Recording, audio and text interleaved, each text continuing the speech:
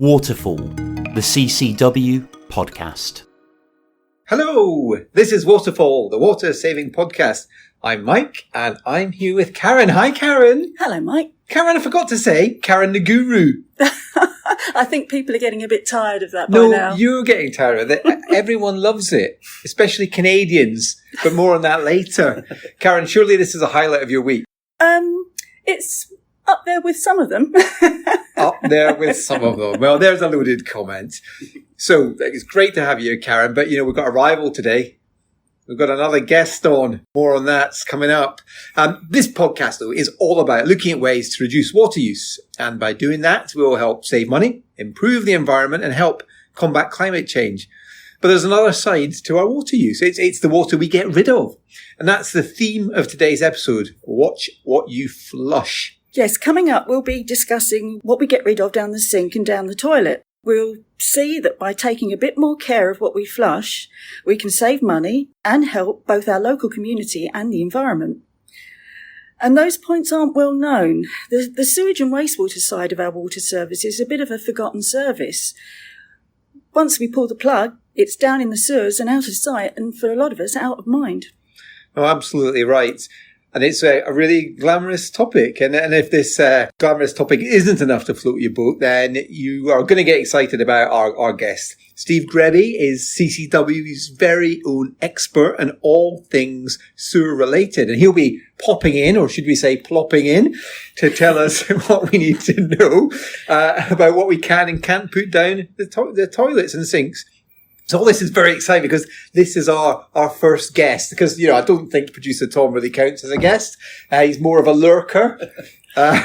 He's always there in the background lurking. So Karen, how does it feel to have a rival guru? Are you feeling under pressure? I suppose I am, but you're absolutely right. There's nothing Steve doesn't know about sewage. He is really the sewage version of you. Well, there's a description.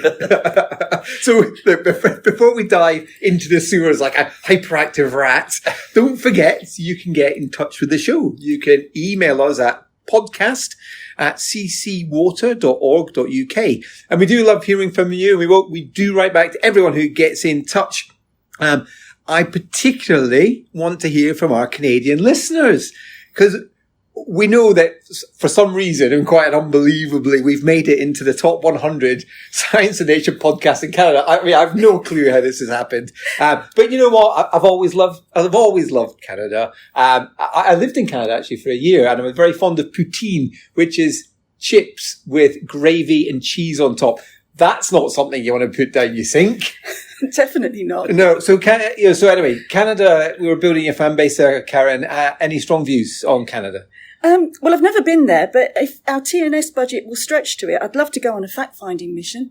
Okay, so Canadian listeners, invitations for fact-finding missions for Karen, please. But we're also, while we're on the topic of Canada, trying to source a real live actual Canadian to be a guest on the show. So we have one lined up in a few weeks' time. Karen, do you know who we're talking about?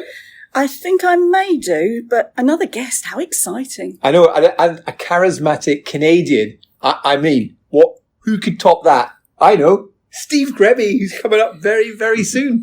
This podcast is brought to you by CCW, the voice for water consumers. So first of all, before we get our guest on, why does all this matter? Why does what we flush and what we put down our sinks matter, Karen? In its simplest form, what we flush or drain away can cause blockages in our pipes and in the sewers. This can often be a combination of fats, oils and grease poured down the sink, or things like wet wipes flushed down the toilet. It all collects together over time, and these blockages can cause the content of the sewers to back up and then flood people's homes and businesses, which is an absolutely horrific service failure. Imagine how disgusting it is. That's the thing. I can't. And just having things in your home that you don't want, sewage, it feels like a violation. I mean, it's disgusting, and it's just, imagine, you've got kids in your house, for example, and having your house flooded with sewage. It is horrific, and the smell must be horrible, and you're just having to put up with that until it's cleaned up. And cleanup doesn't take it doesn't happen overnight, does it? No, I mean, I think, most people's experiences, it takes a long time to recover from it. Yeah, no, it's absolutely disgusting. I can't think of anything worse for people. We know it causes a lot of distress and actually can lead to mental health issues. So this is really serious stuff. And I think the thing to remember is what you flush may not cause your home to flood with sewage. It might cause a blockage somewhere else. So what you flush could cause your friends, family, local schools or hospital or to flood with sewage. Also, the sewage from blockages can find its way into the natural environment and can cause damage to habitats and ecosystems. We've seen cotton buds and condoms on beaches. They've all come from what we flushed. And that is quite a strong visual image there that, we've all seen that, a mess on the beach. And some of that has come from the contents of our sewers. And one of the things as a parent, it really strikes me is that it matters on all sorts of levels. So I particularly have this image of my oldest daughter when she was a toddler. She used to sit on the beach, quite happily making sandcastles. I'd turn away to remove the sand from her belly button. I'd turn back and there she'd be literally eating handfuls of sand, stuffing it in her face, happy as Larry, just munching away. And you're suddenly that makes you so paranoid about what's in that sand. How clean is that sand? Oh my word, I've just seen sand just a few meters away with a cotton bud or a condom. It's absolutely horrific. And it really makes you sensitive to that. And I think it's really worth remembering that stuff from our toilets under certain circumstances can end up on the beach. And it's really horrible. It is concerning that the things that we flush under some circumstances can end up in the environment. I mean, this isn't pleasant, but it's important to remember and does remind us all that we've got to watch what we flush. Now, we've recently done some research on this topic, and I do love the research we do because it's always so insightful. And we surveyed people on their awareness of that connection between what they do with water in their homes and how they get rid of water in their homes, and that connection with the impact it could have on the environment. I think it was a really interesting piece of research, but it did show quite a mixed picture.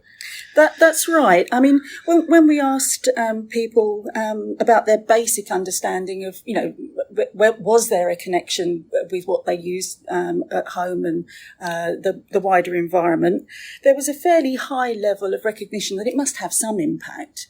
But when we asked them to sort of come up with a bit more specific information, they really struggled to identify what those connections were and what those impacts might be.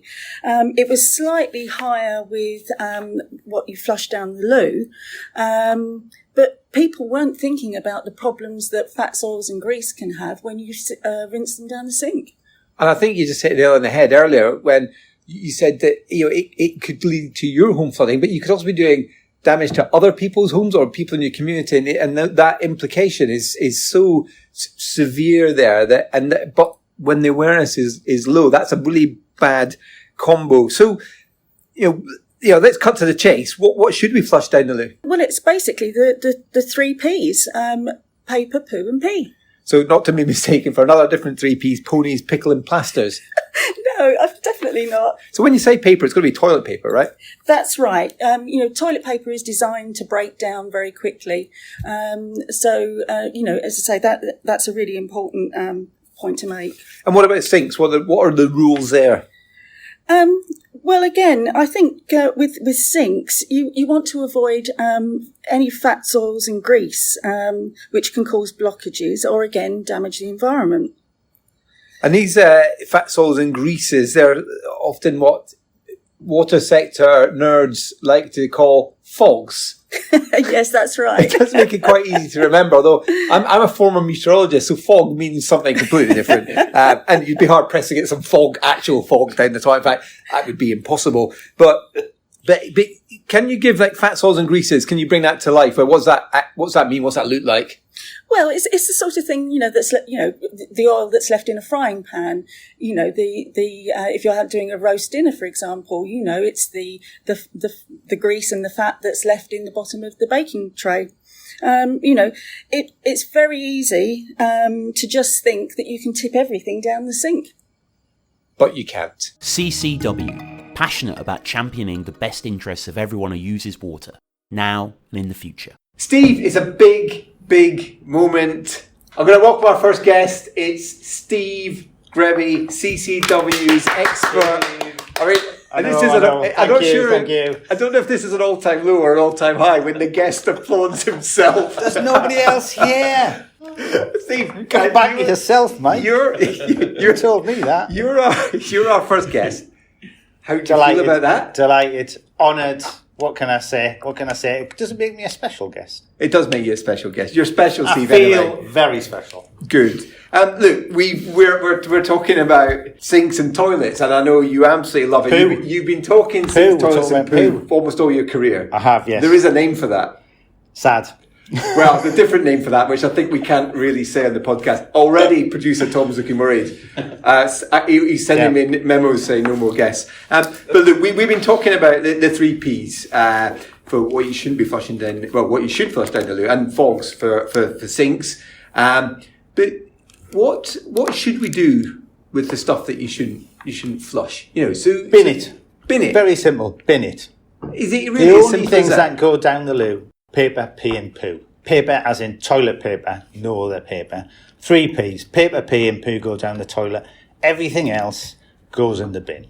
So if you haven't got a bin in your bathroom, then you need to start asking yourself why. So that's your top tip. Get a bin in your bathroom. Get a bin. What about sinks though? Because I think that makes perfect sense to the loo. But what about sinks? Because I think there is stuff that you put down the sink that the sink is the easy option. It is. It's, we all have habits that we've built up over time, but there's no reason why we can't change those habits without, changing our lives completely. And everybody's got a bin in their kitchen. You just need to put the stuff that you currently put down your sink in the bin. So, for example, I love a fry-up. I'm sure you love a fry-up. You were talking about bacon earlier on.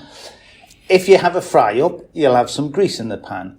Leave that grease to cool. Scrape it into the sink. Bin, Mike, bin. Okay, I get that makes sense. But do you know what? People do say it's very messy though, and I don't like doing it. And there's no easy way to dispose of this stuff other than the sink. What would you say to that? Rubbish. Put it in the bin. Put it in the bin. That's where it should be. If you've got food scraps, you don't block up your sink. If you're scraping your plates into the sink. If you've got a little grill in the bottom of your sink, you've got to clean that anyway. So you're basically pouring stuff in and you're fishing it out. I don't know whether you've ever put your fingers in a sink that's full of food. It's not pleasant. So you might as well just scrape it off your plates and your pans, straight into the bin. Saves you time later. Doesn't block your sink. Steve, I've got a question for you. Are people confused? Because if you go to, say, America, and I've mentioned this before, but my father-in-law, who I suspect may even listen to this podcast, they've got like a machination thingy in their sink. So you just chuck your stuff down there and it chomps it up and then off you go. Bob's your uncle. So that sends a message that it's okay. It does if you've got a waste disposal unit. We don't really have them here, and please God, let's not have them because our sewers are old. They're installed 200 years ago. Pipes are very small. They are not made to take food waste. They're not made to take the amounts of fat and grease, and they're certainly not made to take the things that we chuck down the loo, such as dental floss, razor blades, and the like. We're hearing about stuff you shouldn't put down the sinks, and there's a very clear message coming from you is just change your habits. It's not that difficult. But what if you're a persistent offender? Can you get in trouble? Is it illegal to put the wrong things down the sink or toilet? It is illegal. You could get fined. Water companies are becoming much better at finding out who's causing a blockage. Usually it's wet wipes, where they will put things down the sewer to gather the wet wipes to identify where those wet wipes are coming from. If it's fats, oils and grease, cooking fat, they often come from takeaways, food service establishments as they're called, kebab shops, burger shops, that type of place. They will identify those companies that aren't doing what they should to get rid of the grease, and they will prosecute them. And companies have been prosecuted for disposing of fats, oils and grease down the sink. What about individuals? Have they been prosecuted? Individuals have been threatened with it, and water companies are now, if you are a persistent offender, i.e. if you don't listen to common sense and you carry on flushing wipes or you carry on causing blockages, blockages can not only flood other people, they can damage the environment. Sewers will overflow, and as everybody's heard lately, they will spill into rivers and streams. Blockages are one of the main causes of those spills. And when it does spill, because it's concentrated, because it's raw sewage, it will cause damage to the environment. So water companies are getting increasingly intolerant of people who flout the rules, who deliberately put stuff down the sink and toilet they shouldn't. And they will start recharging them for the work that they do. And that's not just unblocking, that's coming out, that's visiting, that's multiple times that water companies will come out to clear a blockage and clean up. It's cost a lot to clean sewage up, and those people who will persistently flush stuff risk getting charged for it. And some of the sewers are not owned by the water company. There's a bit of the sewer that is your own, isn't it? It is, yeah. If the pipe coming off your property only serves you, then that's yours. So if you get a blockage on that bit, that's yours to sort. And that's not well known, is it? It's not, no. And it'll cost a lot of money. It costs about 250 quid to clear a blockage. And that's if it's a simple blockage. If a company has to sort of gain access to the back of your house and you're in a terraced house, much more complicated. You've got a horrible dirty pipe running right from your front door, right the way through your house to the drain at the back. That's going to cost you a lot of money, and of course it will depend on where you live. I notice Karen loves getting in it. It depends, so I suppose this is it depends answer. It depends on where you live, but £250 is probably a good benchmark of what it's going to cost to clear a blockage. I think we had to get a blockage clear in our house, and I think it was some tree roots were blocking the drain of the old house, and one of the big companies... Was it tree roots, mate? I've got no idea. Are you sure you weren't flushing stuff that you shouldn't? Well, Steve, you're naturally suspicious, which, to be fair, as you'll find out later, you probably have good grounds for that suspicion. But they rocked up, this company, I don't want to name names, but let's say they rhyme with Rhino Rod. And they came, it was about 200 quid. Familiar with their work? Took them about 20 minutes. Boom. But yeah, they were done. And I was thinking, wow, that's easy money for these guys. But to be fair, they need the kit. They need the kit. You've got to suck out all this horrible gunk that is fats, oils and grease. It's not a pleasant job at all. And you've got to take it away. So that's what you're paying these guys for. You're paying them for the kit that they carry and the knowledge that they have. And, if they probably can clear it because they know where these blockages happen. They know what they are. And they know what causes them, so they have the kit to resolve that problem for you. So I went to tree roots as the cause of the blockage on my property, and you instantly... Well, you've got kids, mate. You've got kids. Kids flush all sorts of stuff they shouldn't. Well, yeah, always good to blame the kids. That's true. Got a ready-made excuse there, but you're absolutely right. There's other stuff can block sewers, and I've heard of some crazy stuff that's been flushed and been found by water companies. What inappropriate things have water companies found? My favourite one's a Teletubby.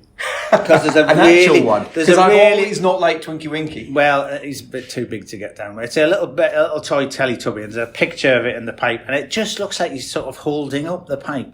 It's like a sort of, it looks like he's having a whale of a time in this pipe, sort of playing around. Animals are found in sewers all the time, but I think that's more America, where they have ways of getting in.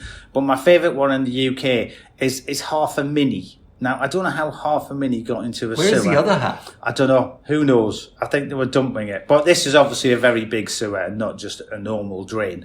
The most common things are, as you would expect, false teeth. I don't know whether people are just laughing very hard over the toilet and they just drop in. But kids' toys and false teeth are very common. And, of course, they're accidental. Nobody aims to flush their favourite toy down the loo. Well, some kids might. And nobody aims to lose their false teeth down the loo. I think my mum's got her false teeth down the loo before, but she retrieved them before flushing. Oh, nice. Yeah. Well, I suppose it depends on what you've done before you drop your teeth down there, doesn't it? Yeah, but I don't want to go there. I think there may have been alcohol involved. What, when cleaning the teeth afterwards? I think we should play. Let's go move for a on. different track here. We talked on a show a couple of weeks ago about this research that we did, Sinksense, where we put cameras at people's kitchen sinks. So we mentioned that in our kitchen show, and don't forget to check out the past editions of Waterfall.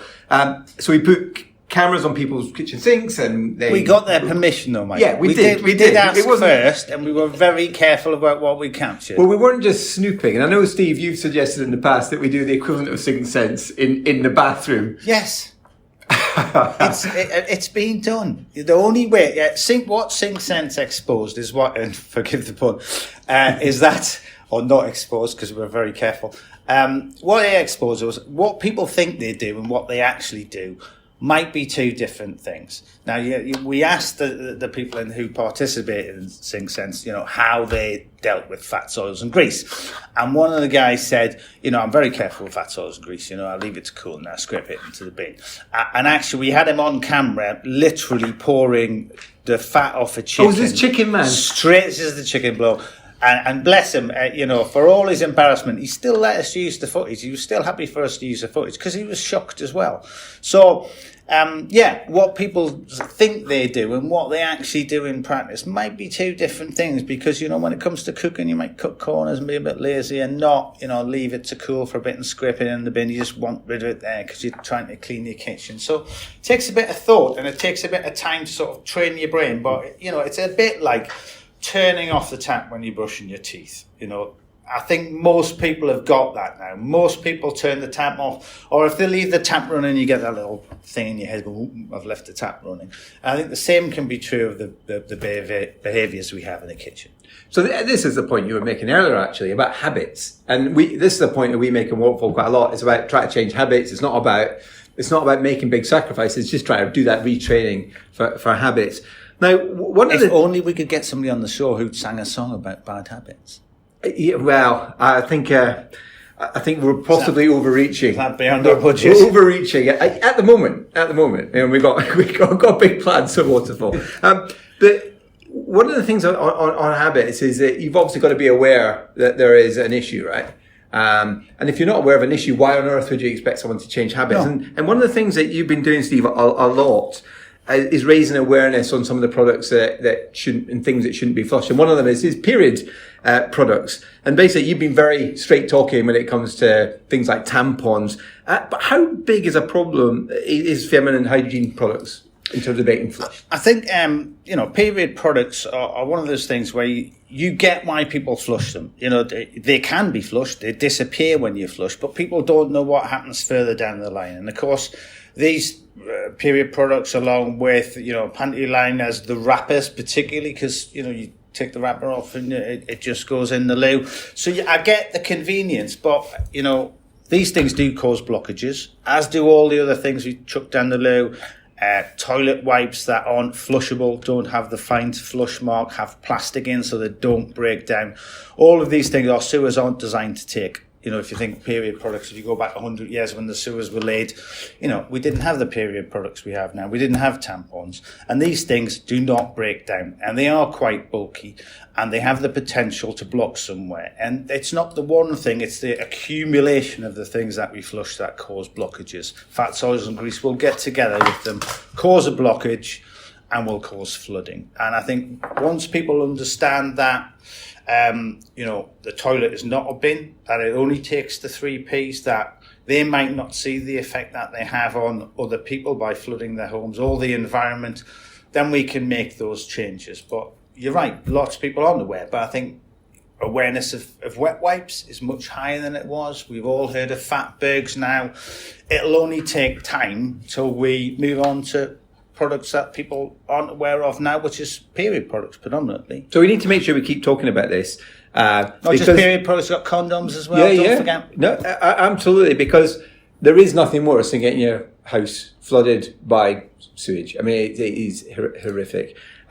So I want to just go back to one of my favourite subjects, which is clearly me. Yes, absolutely. Yeah, you have known me for a number of years. I have. Now, Steve, you've got to appreciate that I'm being quite honest here, and possibly now I'm setting myself up for a conviction, given that it's illegal. But It is a criminal offence, Mike. It's a criminal offence. What have you flushed? Well, this is a podcast. It's not confession. I was knowing that you were on the show, so I was just paying a bit more attention to what to do at the sink. And these are things I've all put down the kitchen sink in the last 2 weeks. Okay. Right. Okay. So milk, is that okay? Milk's not okay, but I'm struggling to tell you how else you would dispose. I'm not talking about getting a big 4-pinter and chucking it down. Exactly. It's like I think we have to be reasonable. Milk has fat in, so if you if you're a dairy or something like that, you've got to be really careful. Dairies have to have permission when they do it, how much they do it, and they pay extra for the disposal of milk. So technically, milk, if I was being a real purist, I would say no to milk. But what else are you going to do with milk? If I can't give you an alternative way of disposing of it, I'm going to say, in small quantities, that should be okay. Okay, milk. I'm possibly off the hook. That's good. Yeah. If any police officers are listening. Orange juice. Again, orange juice, liquid, difficult to get rid Not of. a lot of fat though, right? Not a lot of fat. No, you're fine with orange juice. Orange juice, good. All right. I suspect it's downhill from now on my list. Yogurt. No. Yogurt. It's just milk. It's not. It's solid milk. It has fat in it. It can solidify. Much more potential to cause a blockage. So milk in the bin. I mean, yogurt in the bin. Yogurt definitely in the bin. Right. Scrape it out the pot though. If it's in a pot, and wash your pot out. You got to do your recycling. Yeah. No, I pour it down the sink and then wash the pot. No. Steve is genuinely. If wet wipes is on this list, you're going to be in bother. No, there's no wet wipes. But the next one, there is a lot of this gets put down my sink, and it's ground coffee from a cafetiere. Oh, that's a really difficult one. I don't use a cafetiere. I've got an espresso machine, so it's quite easy for me, and it just taps out. And that's probably the reason I have one as a. But that's solid. Cafetiere. Mine's all sloppy. Well, filter it through, and then empty as much as you can in the bin. So Scrape messy. it out. But you're right, it's habits, isn't it? It's habit. It might take you just get a coffee machine.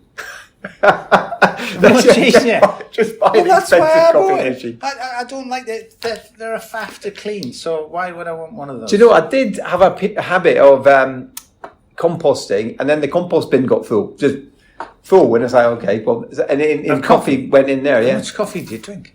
Well, no, it wasn't just for the coffee, Steve. All right. No, I put other things in there too, like wet wipes. No. Well, you can get wet wipes that decompose. Porridge. What about porridge? Absolutely not. No. But it's just... Well, you can't you must spend hours trying to get your porridge down the sink. That's a deliberate effort. That's absolutely... No, I'm just talking about you've got your bowl. I'm looking at Tom. We're going to have to put a camera in his house. We're going to have to do Sinksense. Do you know what? I volunteered for Sinksense, but a certain person in my house said no. So I was up for that. So porridge is a no. Well, do you know what happens is, I'm not talking about high quantities here. It's like you've just got your bowl. There's a few little bits of it, and you just give it a little poke. Oh, there it goes. Out of sight, out of mind. No, scrape it into the bin, Mike. I tell you what I'm going to do is I'm going to buy you one of those little silken scrapers from the pound shop. It's £1. Really good. Scrape everything into the bin. You're going to love it. Awesome. Well, actually, hold that thought, because I want you to come back for our Christmas special. Ooh, but nice. let's leave that for the moment about turkeys and Christmas. You know where we're going with this, yes, but let's leave that for now. So, Steve, do you think I am at risk for a conviction? I think you're quite safe, Mike. But you are on a red warning from me. Okay. You should know better. In fact, you do know better. I know. I do actually feel quite embarrassed. And I have seen you try to shift the blame onto your kids and your other half during this conversation. So basically, you're saying is I'm a rule breaker and I'm slippy. Yeah, this isn't doing well. Yeah. Luckily, producer Tom can cut all these bits out. Right. So we've covered a lot of ground, actually. Right from half a mini to tampons to porridge. So we've covered a lot of ground. If someone's listening to this and going, okay, this is great, I want to find out more about what I should or shouldn't be doing, where would you recommend they go? I would recommend they go to their water company website. All water companies have lots of information on fats, oils and grease. If you're a business, there's also information there what you should do, how you have a grease trap. But yeah, water company websites are a host of information. We have some information on our website too. That's where I recommend you go. And you can get freebies. And I know you like a freebie. I do like a freebie. You do like a freebie. You can get some freebies. So, and there's lots of freebies, not just water saving freebies. You can get what they call gunk pots, which is, if you want one. I've got a gunk pot from my water company at Severn Trent gunk pot. Yeah. It's good. I really like the gunk pot.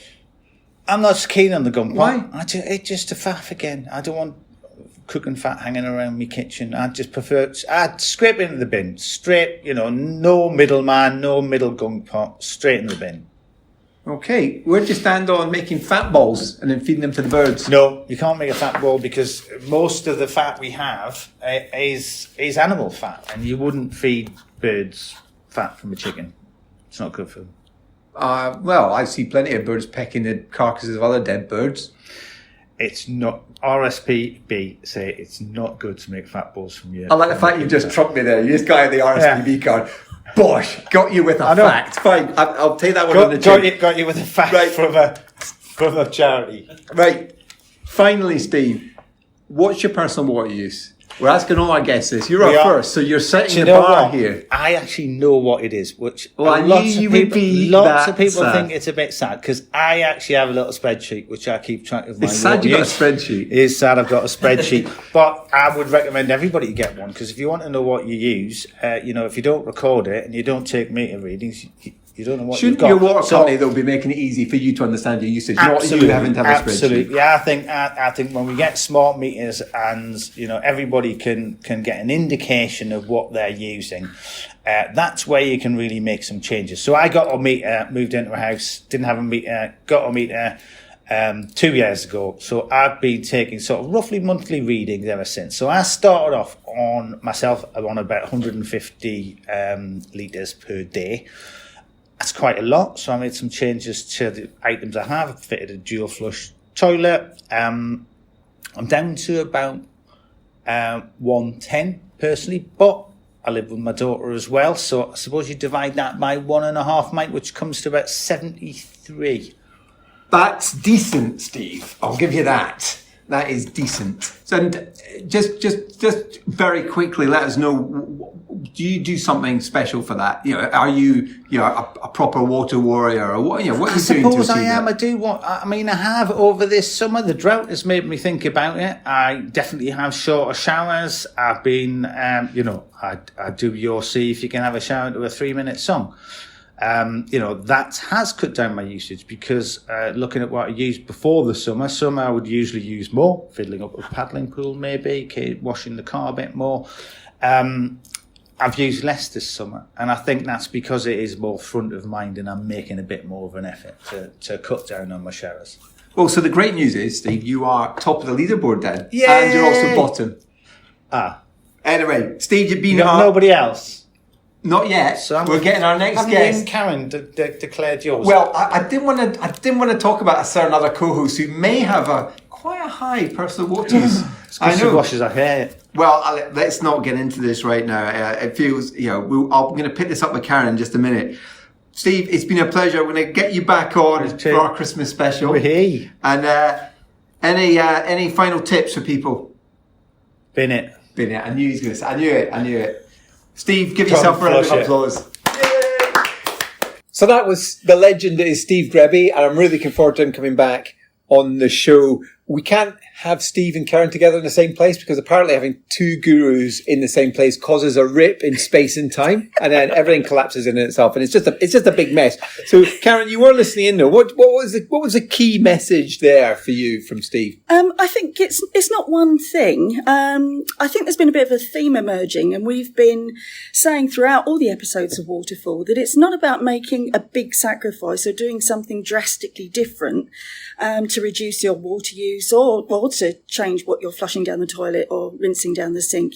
It's about making small changes, which will soon, hopefully, become new habits. Yeah, and that theme of habits really came through in what Steve was saying.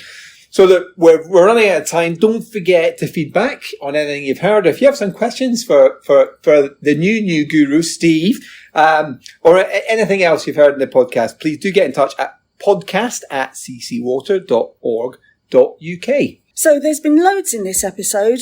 What we flush and put down the sink matters a lot. It can have an impact on the environment. It can cause flooding in homes and cost you money if you're having to call out expensive plumbers. But it's straightforward to get it right. It's easy to remember. No fats, oils and grease down the sink, and only the 3 Ps down the loo.